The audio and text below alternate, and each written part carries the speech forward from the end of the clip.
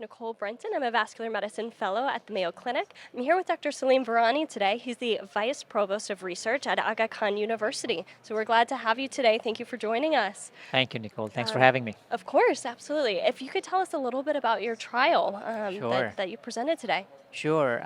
So this is based on quite a bit of work we've done over the last, I would say, decade, and it's not just our work. A lot of people have done that work.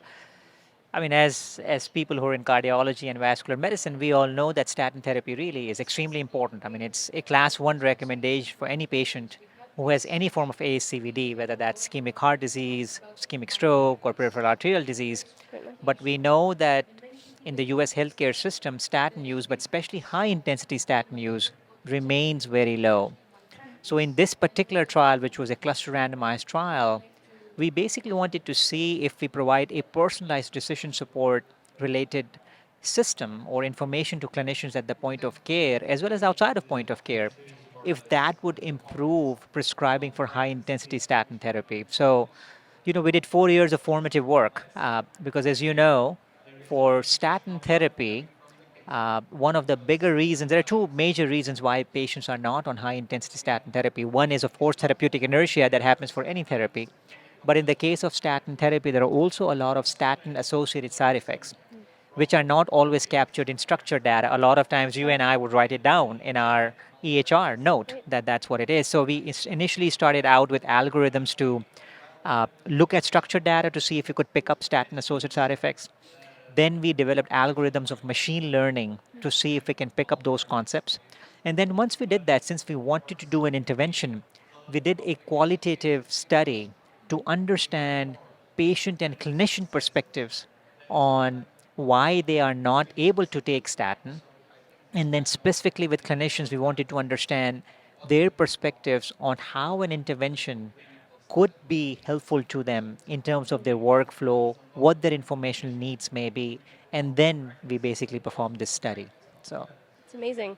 One of the things that you mentioned in your trial is that it only needed a number needed to remind of 10, which correct. is a very, a small number.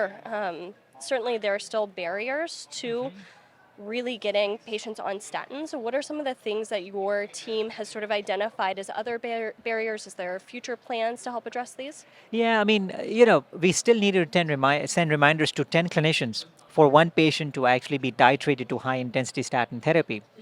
The interesting thing is that even in patients who had a statin associated side effect, 9% of them clinicians were able to titrate to high intensity statin therapy, indicating that even in this very tough phenotype, so as to say, you're still able to titrate if you actually have that discussion with the patient. Sure. So that's one takeaway point from this.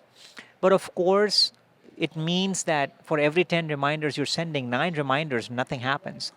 And that is just a marker of how busy clinicians are in most healthcare systems. An average primary care clinician, and this study was done in primary care clinics, Right. right? Because we wanted to target where most of cardiovascular care is delivered, which is primary care. Right. So clinicians are receiving more than 100 alerts a day at times, Wow. right? So there is an alert fatigue phenomena that's there, that's very well described. And that's the reason that we actually had algorithms that if a clinician had more than 3 unsigned alerts, we're not going to send them any more reminders.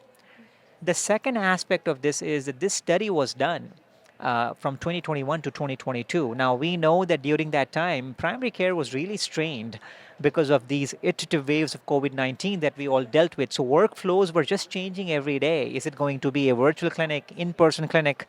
You're getting a lot of patient calls as well because they have COVID 19. We were trying to get vaccines out as well to the Right. patients. So, there were a lot of primary care disruptions. But despite that, we were able to pull it through.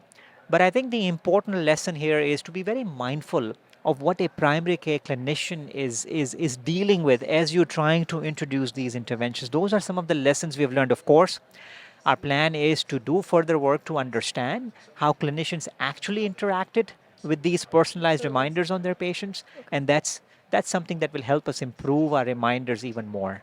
Well, amazing. Well, it's an incredible study, and really appreciate all of your work that you've done to make this study possible. Thank you.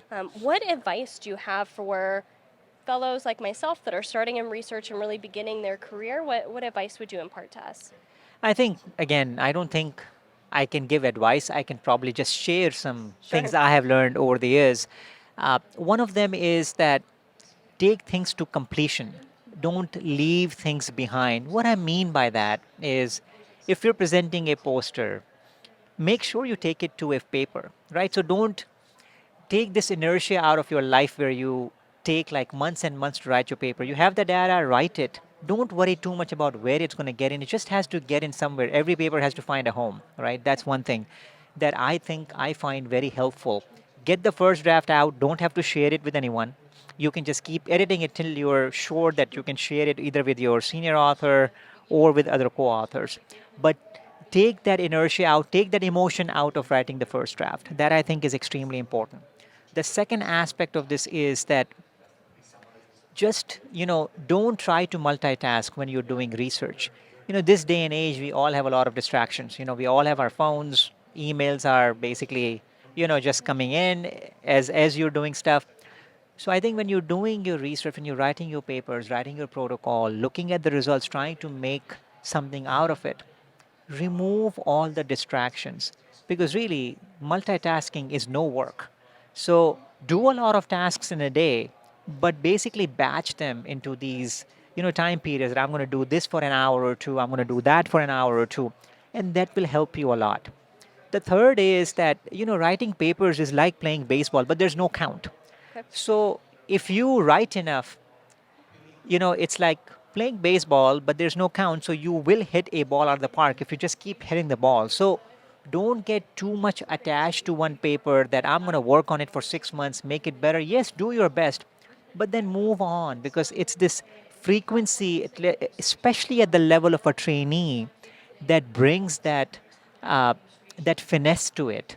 So those are some things that I have learned. Some of the fellows that I have worked with who've been tremendous are these people who really move things and they move it quickly. The other aspect is, and then these are all things I have seen in some of the fellows where I see these attributes and I see that they have done very well is that they're very open to feedback.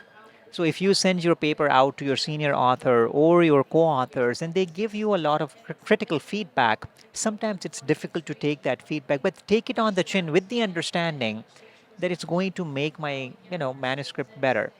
And then the other thing is that be okay when you're going into this career with the fact that you are not the same person that you thought you would be 2, 3 years ago. So you are not going to be the same person 3 years down the line either. So be very open to ideas in terms of whatever comes your way. Be very open. Don't restrict yourself, especially when you're under training. And say, I'm going to be just working on this. If you are in that phase of life where you've done a lot of work in one area, that's okay.